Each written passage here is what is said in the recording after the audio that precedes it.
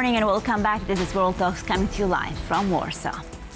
Moldova heads to the polls this Sunday with nothing less than the country's future at stake. Deeper integration with Europe or a slide back into Moscow's orbit.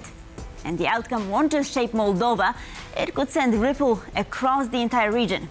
To discuss the vote and its implications, I'm joined by Rufin Zamfir, an independent Stratcom expert who works with both governmental and non-governmental organizations in Moldova on countering hybrid threats.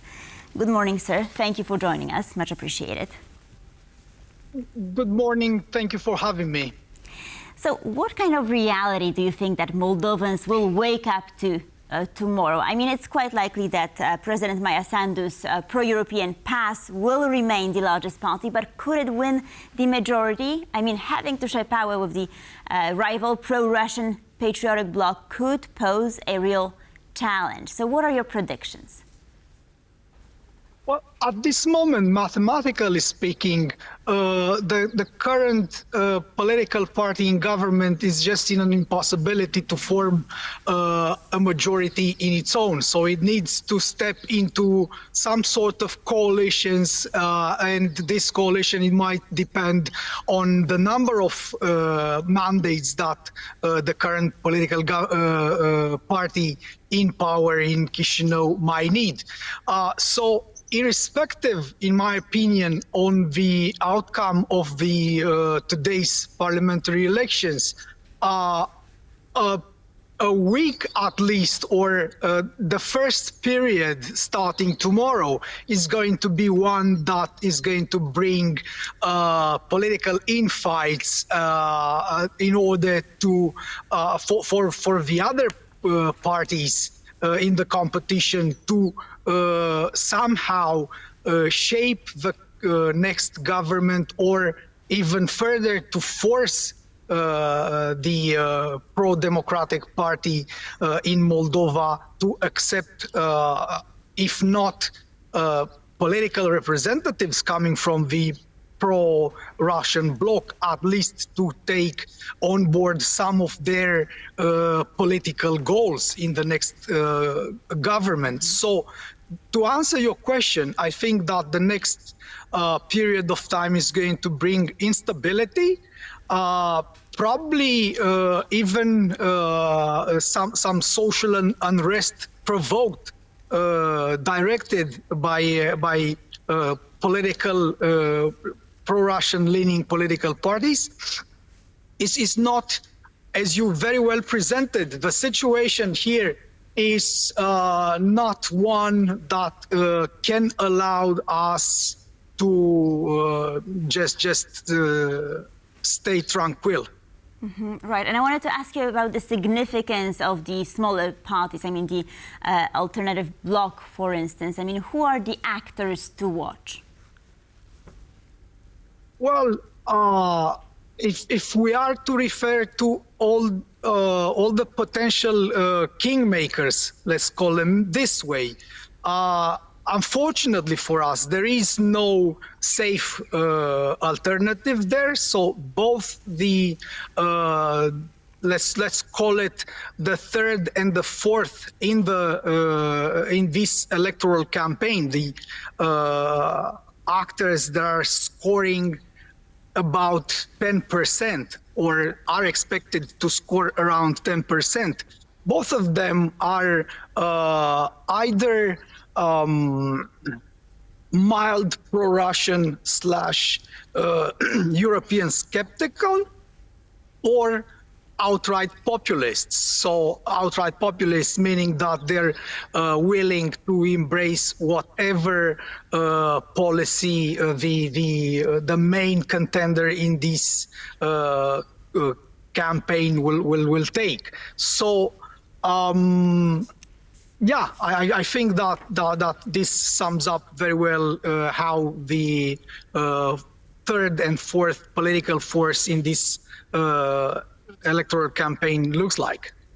Right, and I've been watching what's going on in Moldova quite closely recently, and there's credible reporting that Russian intelligence services have amplified disinformation efforts, of course, prior to this election. So How effective, in your view, are such narratives in Moldova's information space, especially because you're also an expert on hybrid threats, right? Well, the level of attacks that we've encountered during this electoral campaign, and frankly speaking, during the whole year so far, is unprecedented even for the Republic of Moldova, a country in which Russia is traditionally testing tactics, techniques, and procedures in derailing the reality via disinformation, via manipulation, in order for them to attain their goals. We've seen not just online campaigns in, again, derailing the country, but also we've seen a lot of offline activities.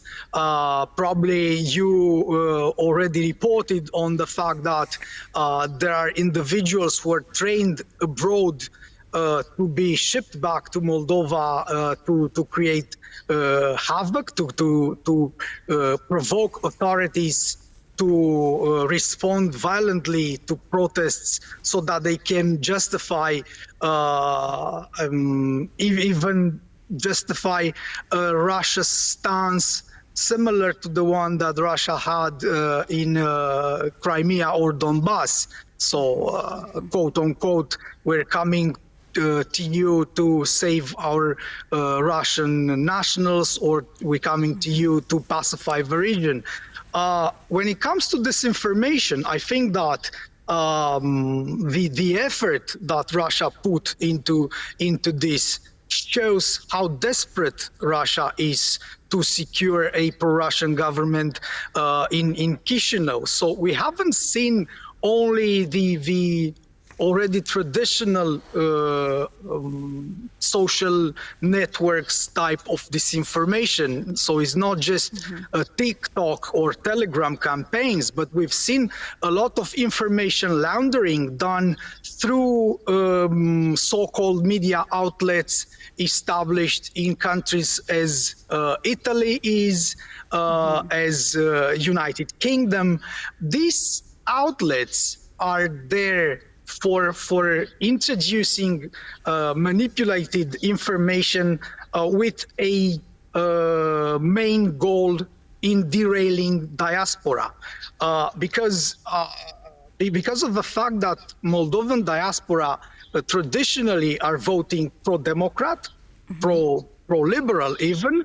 The pro-Russian actors and their handlers in Kremlin understood this, and we're trying to push their narratives in diaspora in order to, again, to manipulate their view on how a pro-European future for Moldova might look like. So, to answer your question, yes, I think that disinformation campaigns are not just at a really high level, but I think that they manage to influence part of the population with sporadic access to truthful information. Right, and do you think that Russia is ready to continue to stir unrest even after the vote? Yes, my assessment is that Russia is not going to stop after today. So their political end goal, Russia's political end goal for Republic of Moldova is to bring it back in its influence sphere. So they're not going to accept even a coalition government in Chisinau that will include some of the pro-Russian actors. They're going to push both via disinformation and information campaigns and offline activities, kinetic type of activities. They're going to push for snap elections or for the future government ousting in order to put a outright pro-Russian government in Chisinau. This is going to be probably the moment Russia will loosen up a bit on the information war, hybrid war that they're waging against Moldova. And just one last short question from our Polish vantage point. Authorities hear about Moldovan politician Irina Vlach from entering Poland. How was the news received in Moldova? Well, the news was received not that much in relation with Poland, but it was definitely used in their disinformation campaign to depict European Union and Moldova's European partners as Poland is, to depict them as being dictatorial and taking actions that are not as democratic as Europe wants to be regarded like. So this news,